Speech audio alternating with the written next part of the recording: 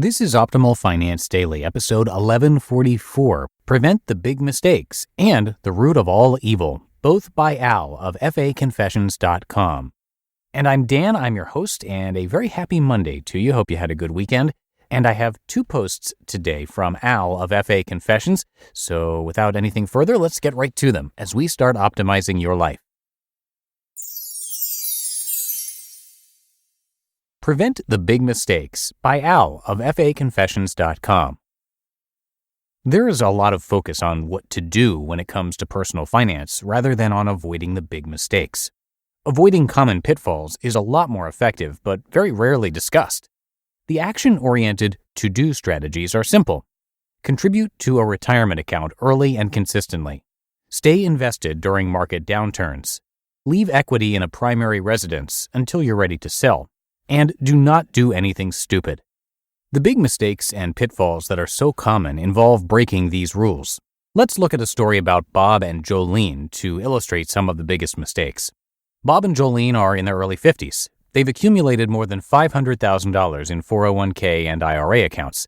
They've lived in their primary residence for more than a decade, and they have about $150k in equity.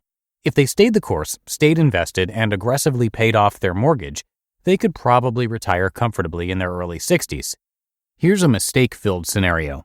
Spooked by friends and news reports that a recession is imminent, Bob and Jolene moved their $500,000 in investments to cash or a more conservative portfolio in order to protect it until the market improves. Since they feel like they're in a forever home, they pull money out and refinance to do some long-awaited home improvements. They've always wanted a screened-in porch, luxury appliances, and new kitchen cabinets. Cashing out $50k from their home's equity to fund these updates seems reasonable since they plan to live there for a long time. Mistake number 1 is moving funds to cash or a more conservative portfolio. Mistake number 2 is taking equity out of their home. On the surface, both mistakes seem like reasonable, even safer decisions with minimal long-term consequences. Let's say everything does end up working out in their favor. The stock market drops after they go conservative, and the housing market takes off after they refinance. They've dodged a bullet in losing money with the stock market and gained even more equity in their house. Theoretically, this makes both decisions seem logical and well-planned. As with so much in life, reality often looks very different from the theoretical. The real-life outcome of these two common mistakes looks much more like this scenario. After going conservative with investments, the stock market eventually recovers, but fearing another drop, they stay hyper-conservative. This leads to missing out on any benefits to the improving market conditions. After their first renovation projects, and with even more equity in their home, they decide to refinance again. After all, it's time for a new HVAC system and a master bath remodel. Bob's always wanted a rainfall shower, and Jolene has dreamed of a garden tub for years. So they pull out another $40k in equity for these updates.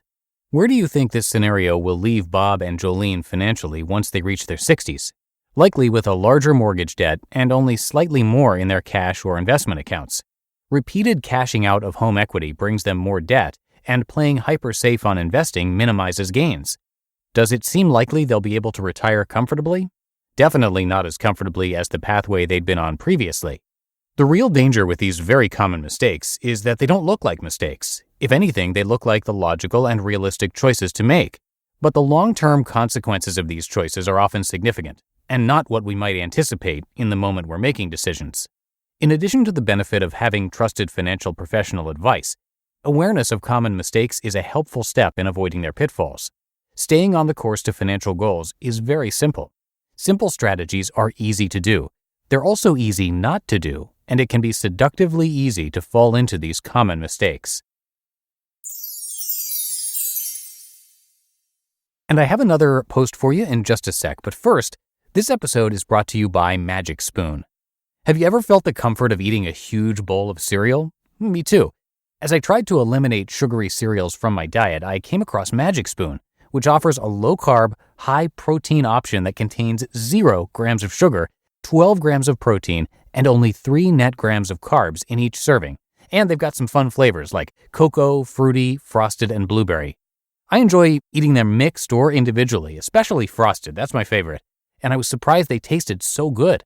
The best part is it's keto-friendly, gluten-free, grain-free, soy-free, low-carb, and GMO-free. Go Go to magicspoon.com/OFD to grab a variety pack and try it today. And be sure to use our promo code OFD at checkout to get free shipping. And Magic Spoon is so confident in their product, it's backed with a 100% happiness guarantee. So if you don't like it for any reason, they'll refund your money, no questions asked.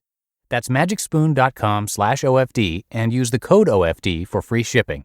And we thank Magic Spoon for sponsoring the podcast.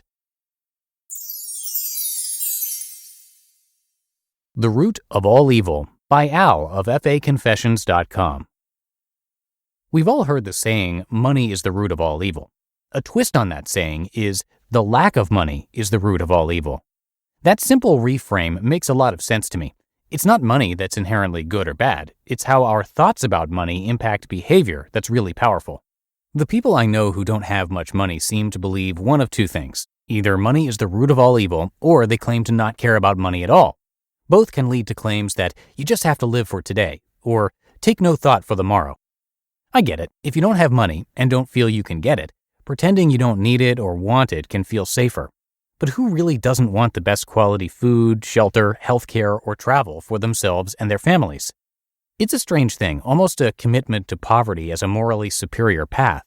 There's an element of judgment in believing that people with money must have received it in unethical or illegal ways. As though the wealthy must be corrupt, sneaky, horrible people. They couldn't possibly be moral, hardworking, kind, and generous. Or could they? The crazy part of this is that most Americans are living a few weeks to a few months away from being flat broke. I call this redlining. Your expenses are so close to your income, you're screwed if the income ever stops or decreases. Living this way is incredibly stressful, and it keeps people in a state of chronic anxiety about finances. With such high stress about money, it makes sense to blame money as the root of all evil. After all, worry and concern seem to be all money is bringing to you. When I think of lower middle-class immigrants who arrived here, worked their butts off, and saved money, they seem to have a respect for money. They didn't believe money was evil. They saw value in the security it offered, were frugal by nature, and put money away for a rainy day. And rainy days arrive for all of us at some point. The frugal savers, regardless of income level, don't vilify money, they respect it. I have met and talked with thousands of people over the years from all different levels of income. The redliner lifestyle people tend to view money as evil, while the frugal savers recognize the benefits money can bestow. This seems to hold true regardless of income level. There are consistent savers with very low incomes, and there are miserly, anxious people with very high levels of income. This difference in how we view money directly impacts our behavior toward it. If you see money as evil and deny that you have any need or desire for it, why would you invest or save it? Chances are, you wouldn't. You just listened to the posts titled Prevent the Big Mistakes and The Root of All Evil, both by Al of FAConfessions.com. And that'll do it for today. That is a wrap for another Monday show.